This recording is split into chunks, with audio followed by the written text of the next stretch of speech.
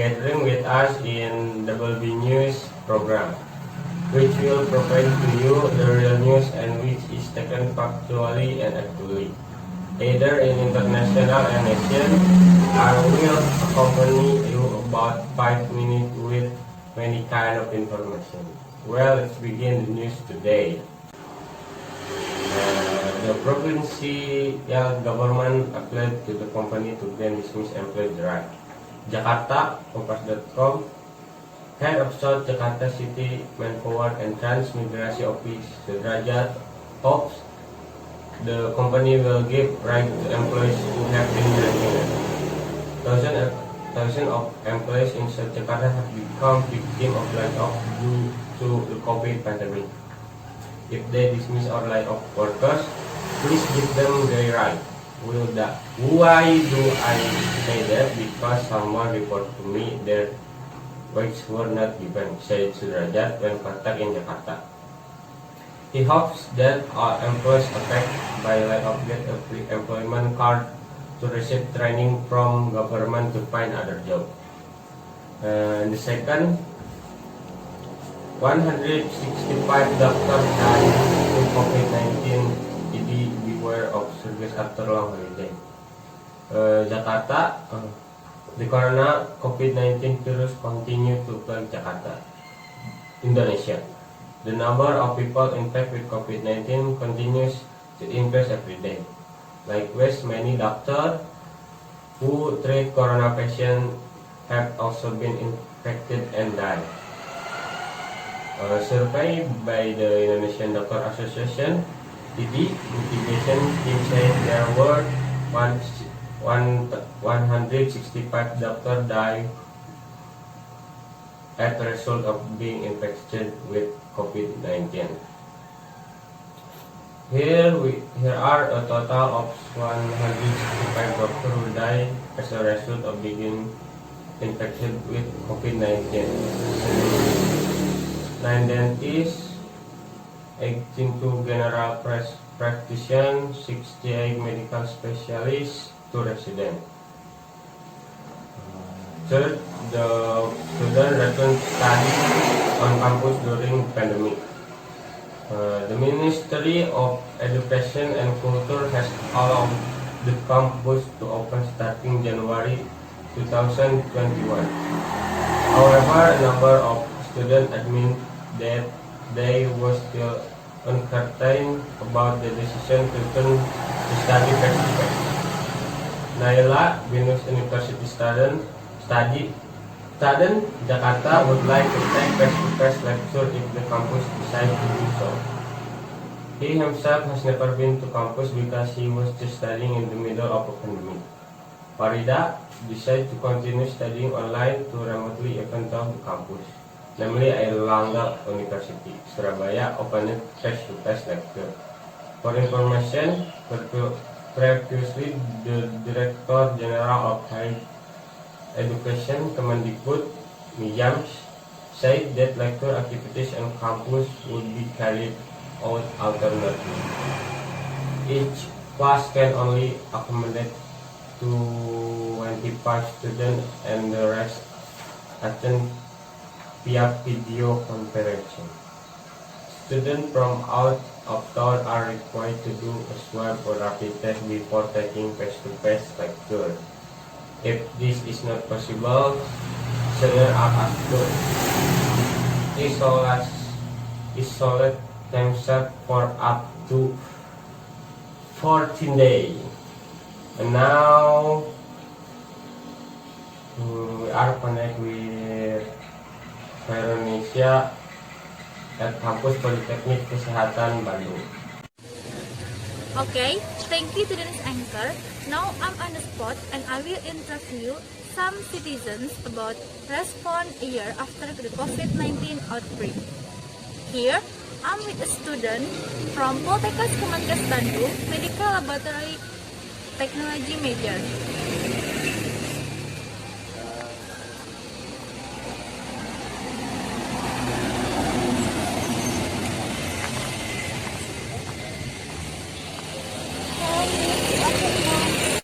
Good afternoon, Miss. Yes, good afternoon.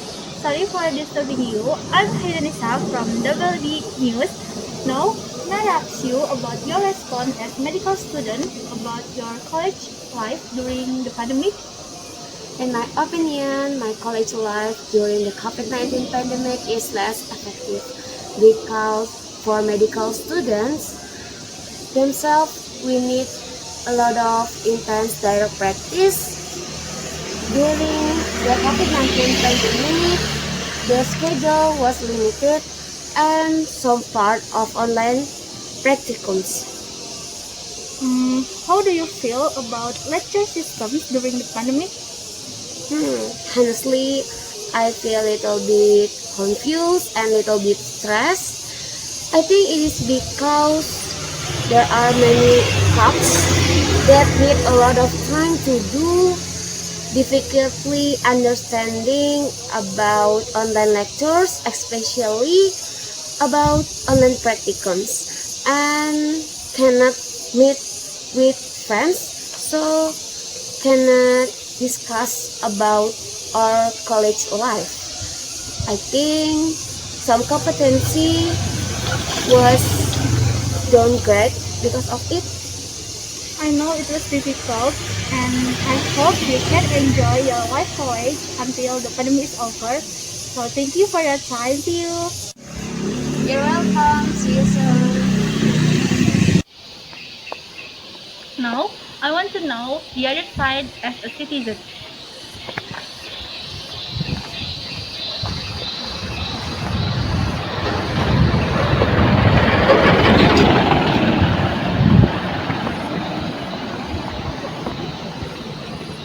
Hello, good afternoon, Miss. Good afternoon. Sorry for disturbing you. I'm Harisa from WB News. Now, may I ask you about your response during the pandemic? I'm sad because this pandemic is not end, and the government has implemented not to intercity transportation to go home. And if we violate this policy, we will be subject to fine 1 million rupiah. Especially this is the month of Ramadan and the second year for me to can go home. I'm sad because I can get together with my extended family. So, besides you not return to your hometown, what impact do you feel?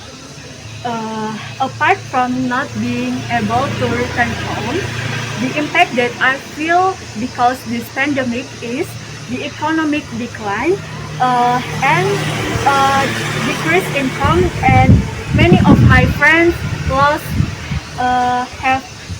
have lost their jobs. I also feel what you feel, and we all hope that this pandemic will end quickly and we can live normally as usual. So thank you for your time, miss you. You're welcome, see you. Good afternoon, sir. My name is Khoerunnisa from WB News. Now, may I ask you how you respond as a doctor about 1 year after COVID-19? In my opinion, as a doctor, there are 7 people from each country in Europe taking turns giving statements. In short, there are 3 main points they voice. First, there is not solid evidence to suggest that coronavirus should be labeled pandemic. This was confirmed by Al-Ghifari, who introduced himself as a general practitioner from the Netherlands. Dr. De Klerk continues the second claim that the coronavirus is common cold virus. Therefore, it should not cause panic in the community. Third, Dr. De Klerk said the panic about COVID-19 was caused by a false positive result on the PCR test. That is the positive status that comes out it, not the actual result. As many as 89 to 94% can of CPR tests are false positive and cannot for COVID, said the Dr. Clark. Based on the test, their points, the analysts appealed to the public not to be afraid of corona. Efforts such as lockdown, quarantine, social distancing, and wearing masks are also necessary. Because of the heading of the coronavirus outbreak, continuous have emerged in the community saying that doctors and medical personnel have benefited greatly from handling the COVID-19 case. As a result of this assumption, many members of the public refused to be called exposed to the coronavirus, even though they had tested positive for COVID-19 based on the result of the swab test.